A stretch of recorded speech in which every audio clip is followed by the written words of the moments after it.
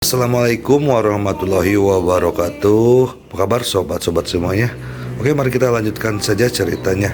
Bab 991 melupakan adalah memori terdalam. Sayang, di mana ini? Li Ruosi perlahan terbangun sambil berbaring di pelukan Ji Fei. Pada saat ini, mereka telah meninggalkan Ningxi Mansion dan sedang duduk di mobil dalam perjalanan menuju Bandara Xikang.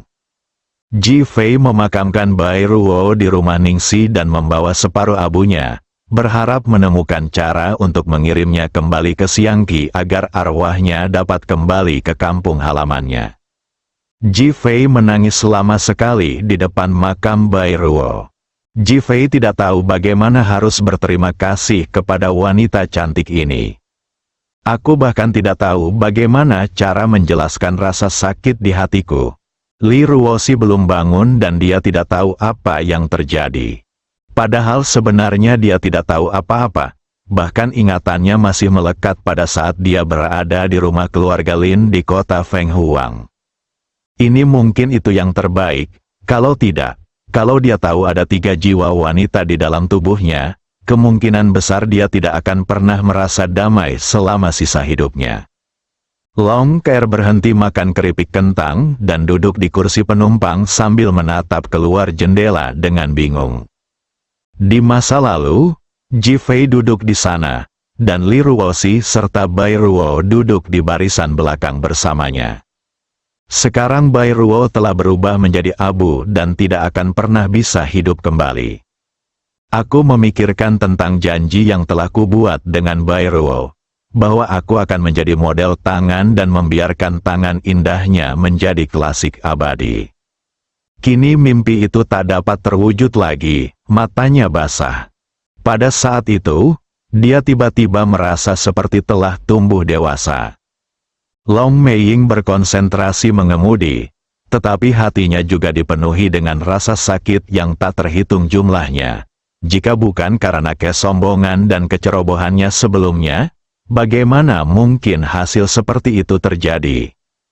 Li Ruosi melihat Ji Fei tidak menjawab pertanyaannya, tetapi matanya merah, dia tidak bisa menahan diri untuk tidak mengangkat tangannya dan menyentuh wajah Ji Fei. "Suamiku, ada apa?" Ji Fei menarik napas dalam-dalam.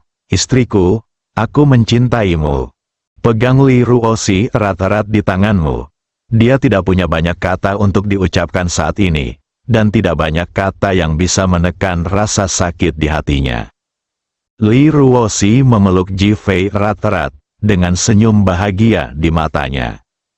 Long Qir mengangkat tangannya untuk menghapus air matanya, dan mengatupkan bibirnya dengan gigi mutiaranya untuk menahan tangisnya. Mobil itu sangat menyedihkan. Hanya Li Ruosi, yang tidak tahu apa-apa, yang bisa merasa begitu bahagia. Beberapa orang bergegas ke bandara, bersiap untuk kembali ke Ningjiang. Sialan, aliansi bela diri benar-benar hancur. Saudara Long meraung dengan marah. Dia menerima berita itu di pagi hari, dan saat itu rumah Ningxi telah kembali seperti keadaan sebelumnya, seolah-olah tidak terjadi apa-apa. Hal ini membuatnya sangat marah dan geram. Ia mengepalkan tangannya dan melihat keluar jendela. Matahari pagi seharusnya sangat cerah dan penuh vitalitas. Tetapi hal itu membuatnya merasa sangat marah dan putus asa. Akhirnya tekan telepon Sulong, kota Ningjiang, Ji Fei harus mati. Wah, tutup teleponnya. Di sisi lain, Sulonggu Qingzong sedang mendengarkan bunyi bip di telepon. Dia baru saja bangun, dan suasana hatinya, yang sudah terganggu oleh masalah Huo Lei, menjadi lebih buruk. Dia mengangkat tangannya untuk melihat waktu. Konferensi bela diri Ningjiang akan diadakan 10 hari lagi. Ji Fei, tampaknya aku harus membunuhmu dengan cara yang terbuka dan jujur. Tangan Sulonggu Qingzong terkepal erat. Ji Fei dan yang lainnya kembali ke Ningjiang. Seng Lingyun dan yang lainnya sangat senang melihat Li Ruosi. Mereka memeluknya sambil berlinang air mata. Sebelumnya, Ji Fei telah menelepon Seng Lingyun dan yang lainnya dan memberitahu mereka tentang Bai Ruo. mereka semua tahu apa yang dimaksud Ji Fei. Oleh karena itu, ketika bertemu Li Ruoxi saat ini, tidak seorang pun menyebut-nyebut Bai Ruo, seolah-olah orang ini tidak pernah muncul. Faktanya, hal itu tidak pernah muncul dalam ingatan Li Ruoxi. Hari itu, Gu Immortal mengendalikannya, dan dia tidak memiliki ingatan apapun, apalagi pengetahuan, jadi dia tidak tahu apapun yang terjadi. Suasana hati Ji Fei sedang tidak baik.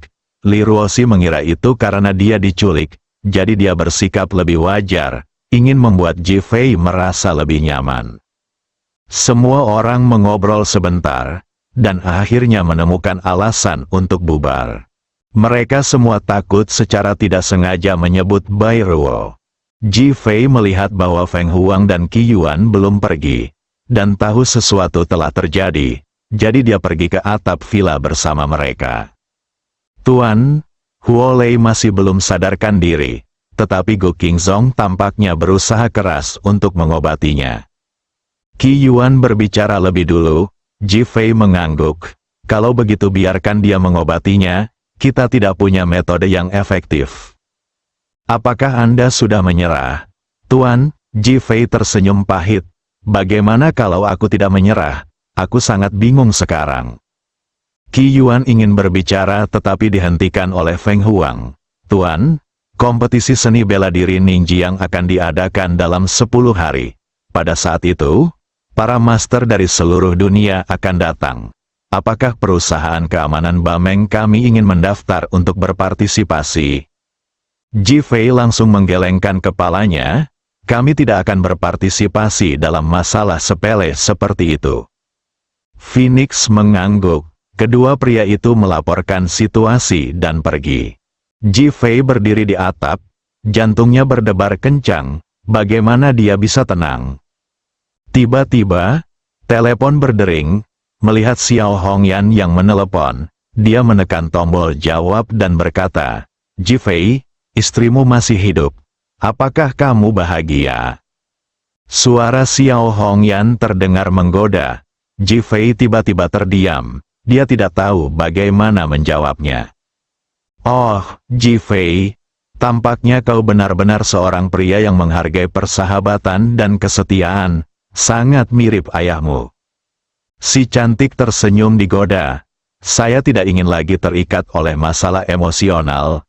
Sekarang aliansi seni bela diri dan Su Zonglen sudah tutup. Saya akan fokus mengembangkan grup Li dan menjadikannya perusahaan nomor 1 di dunia. Ji Fei, kamu salah. Ini baru permulaan, kata Xiao Hongyan. Apa artinya? Siapa musuh di belakangmu saat ini? Apakah kamu sudah lupa? Siapa saudara Long? Ji Fei tiba-tiba bertanya dengan cemas. Kakak Long adalah kakak Long. Kau akan tahu di masa depan. Xiao Hongyan menolak mengatakannya. Lupakan saja, tidak peduli siapa yang dia cintai. Selama dia tidak menjadi musuhku, aku tidak akan peduli padanya. Ji Fei membiarkannya begitu saja. Jika kau meninggalkannya, dia akan mengejarmu. Anda...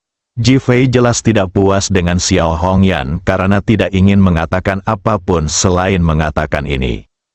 Sekarang Huo Lei dalam kondisi vegetatif, dan Ling Yun memiliki meridian kepunahan Tianyin. Kedua wanita ini menjalani kehidupan yang menyedihkan. Ji Fei, kamu harus bekerja keras. Xiao Hongyan berkata dengan riang, itu tidak ada hubungannya denganku, aku. Berbunyi, terdengar nada mati di telepon, dan Ji Fei merasa hatinya mendidih. Brengsek, Ji Fei mengumpat dengan marah dan hendak menutup telepon. Ponselnya berdering lagi. Ketika Ji Fei melihat nomor pada ID penelepon, ada lebih banyak kerumitan di matanya, dan bahkan sedikit harapan. Ji Fei dengan cepat menekan tombol jawab, dan suara Zhao Mengchen datang dari ujung sana. Ji Fei, ada beberapa hal yang harus kamu pelajari untuk dilepaskan. Ji Fei tercengang. Dia tidak menyangka bahwa dialah yang menelepon. Mengapa dia harus menghibur dirinya sendiri? beberapa hal sebaiknya dilupakan saat sudah dilupakan. Ji Fei tertegun. Ponsel semuanya mati. Ji Fei berpikir keras. Setengah jam kemudian, mata Ji Fei menjadi lebih cerah. Bai Ruo, kamu akan hidup di hatiku selamanya dan menghilang dalam ingatanku. Melihat ke bawah, Li Ruoxi adalah cinta sejatinya. Bab 992 Makan Zhao Mengchen di sisi lain menatap foto di tangannya, dan matanya menjadi lebih rumit, bahkan berkabut. Di atas adalah foto keluarga mereka yang beranggotakan 3 orang. Dia mengandalkan foto ini untuk menjalani setiap hari, dan mencoba menjadi lebih kuat dengan bantuan foto ini, berharap keluarganya dapat bersatu kembali suatu hari nanti. Xiao Hongyan memberitahunya tentang masalah Ji Fei melalui telepon hari ini. Zhao Mengchen sangat terkejut ketika dia tiba-tiba menerima telepon dari Xiao Hongyan. Selama ini, dia mengira Xiao Hongyan tidak tahu bahwa dia masih hidup. Tetapi dia tidak menyangka bahwa Xiao Hongyan tidak hanya mengetahuinya, tetapi juga mempunyai nomor teleponnya. Pada saat ini, dia akhirnya mengerti bahwa beberapa hal tidak dapat dijelaskan dengan benar, dan tidak dapat dilepaskan begitu saja, seperti Xiao Hongyan. Jika dia benar-benar masih membenci mereka dan ingin membunuh mereka, mungkin dia, Zhao Mengchen, sudah lama meninggal. Tetapi apa yang terjadi saat itu, pada saat itu, sudah menjadi kenangan, sudah menjadi masa lalu. Sekarang setelah saya tenang, tampaknya melupakan masa lalu adalah cara terbaik untuk hidup dan memiliki kenangan terdalam. Kemudian dia teringat bagaimana Xiao Hongyan telah menjadi musuhnya seumur hidup, tetapi pada akhirnya, mereka berdua menjadi tua dan tidak seorang pun di antara mereka yang benar-benar mendapatkan Ji Guanghui. Bukankah ini semua hanya mimpi?